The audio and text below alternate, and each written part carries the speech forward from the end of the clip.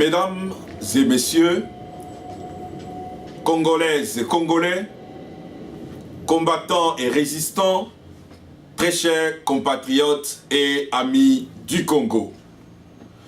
Le redressement économique de la République démocratique du Congo est indispensable pour relancer la politique d'une bonne gouvernance de nos diverses ressources en vue d'un décollage économique dynamique et diversifié de notre pays. Après 54 ans d'indépendance, le bilan économique et managérial de notre pays reste toujours douteux, calamiteux et stagnant malgré tant de potentialités et d'opportunités qu'offre notre riche et vaste pays aux dimensions continentales. Ce qui justifie amplement et à raison la renaissance d'une vision politique économique de nos ressources naturelles et minérales qui sera axée sur des réformes économiques diversifiées et transformatives. Une nécessité qui s'impose. Nous tenons également à initier une nouvelle économie verte axée sur notre végétation et notre forêt dense avec comme objectif gagner le carbone crédit, préserver la nature afin de contribuer à diminuer le risque de plus en plus évident d'un important changement climatique qui se profile à l'horizon.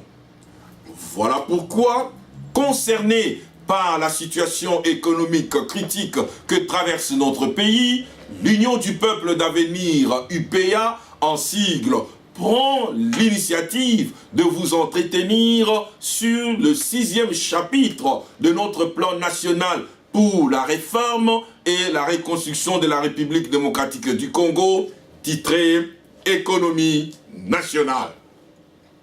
Nous considérons que ce chapitre comme étant non seulement primordial, mais aussi capital parce que le développement de notre pays en dépend. Aussi, l'avons-nous scindé en 4 sous-points qui sont les suivants. 1. La réforme économique. 2. La réforme de l'agriculture, la pêche et l'élevage. 3. La réforme forestière. Et 4. La réforme du tourisme. Il convient néanmoins de signaler que pour cette fois spécialement, nous allons seulement aborder le premier sous-point qui est la réforme économique, vu son importance et vu la place qu'il occupe dans notre calendrier. Les 3 autres sous-points étant à traiter dans nos éditions ultérieures. Très chers compatriotes, quand nous considérons aujourd'hui les statistiques et le classement de la Banque mondiale, du Fonds monétaire international, de l'index de Doing Business et Transparency, ainsi que ceux des autres institutions internationales financières sur le cas particulier de notre pays, la République démocratique du Congo, il est parfaitement illustré The Resource Curse Theory. En français, la théorie des ressources maudites, que nous allons essayer de décortiquer ensemble dans notre présent exposé. Un pays aux multiples richesses, mais un des pays les plus pauvres du monde. La réforme économique, elle comprend 3 étapes importantes par lesquelles notre économie doit nécessairement passer avant d'atteindre sa croissance normale. C'est-à-dire qu'il faut d'abord commencer par le redressement économique pour ensuite attaquer le chapitre de la relance économique et enfin celui de la réforme économique proprement dite. Pour redresser l'économie congolaise, il nous faut au préalable avoir une vision claire de la politique économique que nous voulons adopter afin d'atteindre les objectifs ou les résultats positifs palpable dans la vie de la population que l'on dirige. Souvenez-vous que l'on ne peut pas redresser quelque chose qui est courbé sans la soumettre aux mesures de correction et de discipline strictes, efficaces et appropriées. De la même façon que l'on redresse le fer en le soumettant au feu. Ceci dit, notre pays doit subir une chirurgie économique pour remédier aux problèmes relatifs à la mauvaise gestion ou à la mauvaise gouvernance. Quant à la relance économique, elle interviendra que lorsque nous aurons d'abord remis la locomotive du train économique déraillé sur les rails.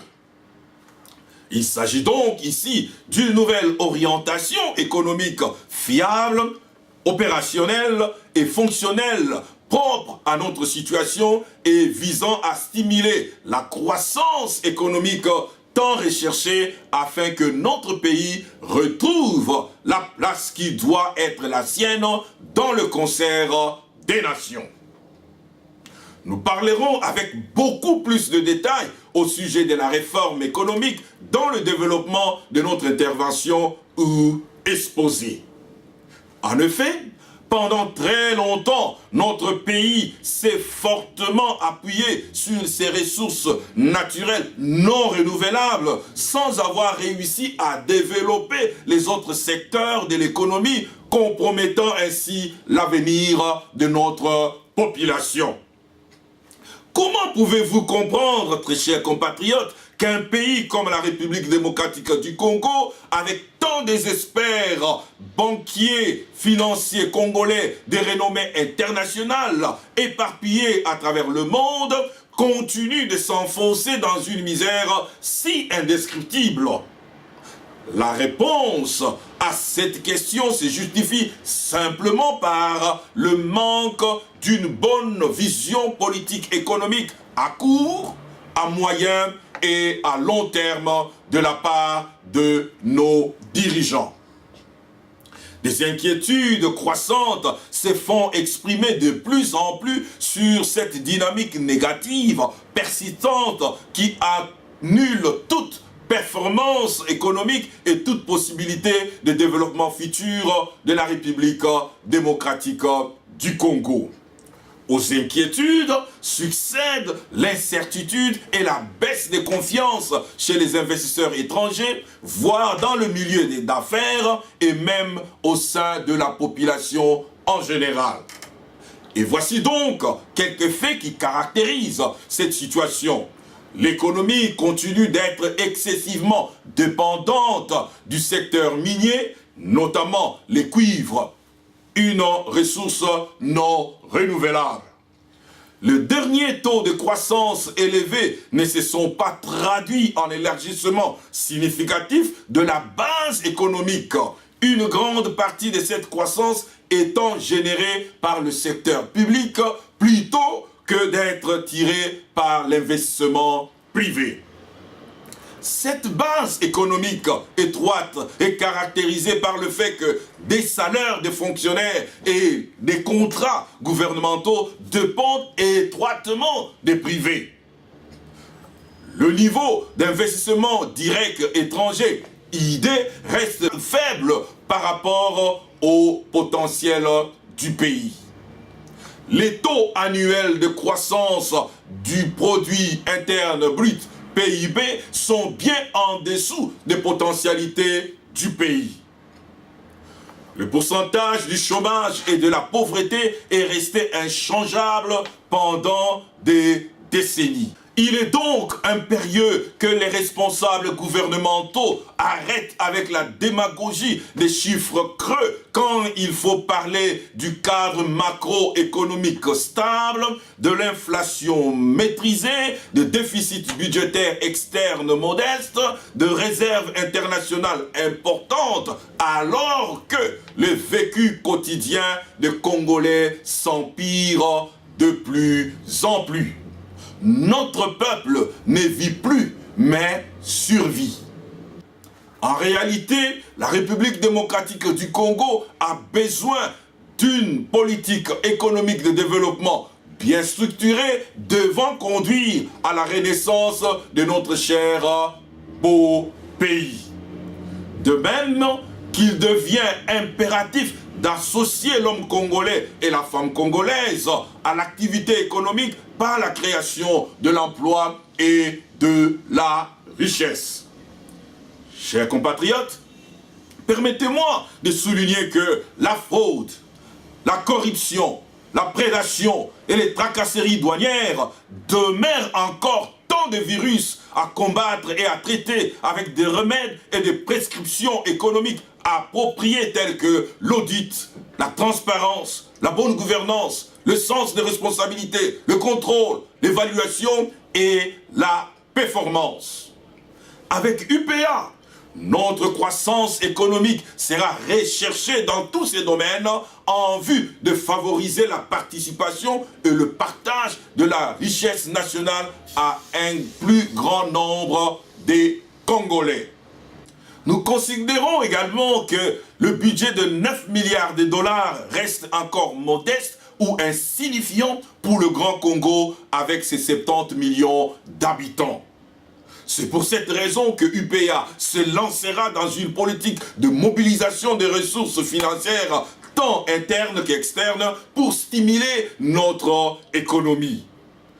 Notre vision économique est de faire du Congo un pays émergent à revenus intermédiaires avec un PIB qui partira de 400 $ à au moins 1000 $ par habitant d'ici 10 ans. Un pays à une croissance à 2 chiffres est tiré par un éventail diversifié de secteurs allant des mines, agriculture, élevage, pêche aux nouvelles technologies de communication et de l'information NTCI en passant par le tourisme. Nous entrevoyons pour cela une économie attractive et compétitive à l'extérieur. Une économie dans laquelle le coût de production, des transports et des transactions sera accessible et réduit. Un pays où la fourniture des facteurs énergétiques, eau et électricité sera assurée. Où le réseau de transport routier, fluvial et aérien sera développé et où le financement pour les entrepreneurs sera accessible.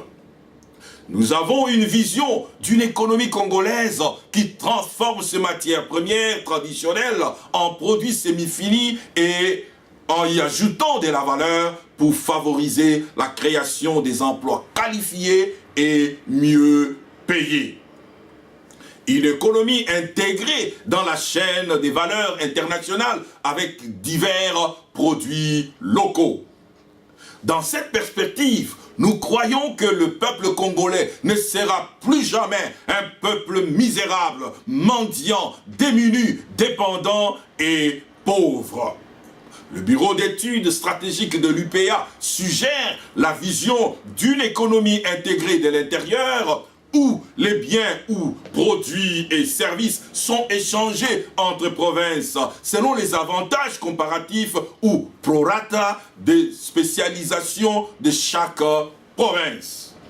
C'est une économie qui s'appliquera d'abord sur un marché intranational domestique dynamique sur lequel le maïs de Kanyama se vendra à Goma, le poisson de Kalemi et Mumbai s'écouleront au Kasai, le sucre de Kwilungongo se vendra à Kinshasa et à Kisangani, le riz et le plantain de Kindu, Bukavu se vendront à Bandundu.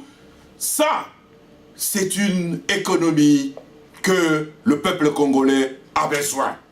C'est l'une des stratégies de l'UPA qui vise à éviter ou à réduire considérablement les importations massives de produits alimentaires tels que le poisson, les poulets congelés, les céréales, bleu, riz, maïs, le sucre et le lait en poudre. Par ailleurs, nous n'oublions pas l'apport financier significatif de la diaspora congolaise sur le budget de l'État et sur l'économie congolaise. Surtout son implication dans la recherche des devises dont la Banque nationale congolaise a besoin.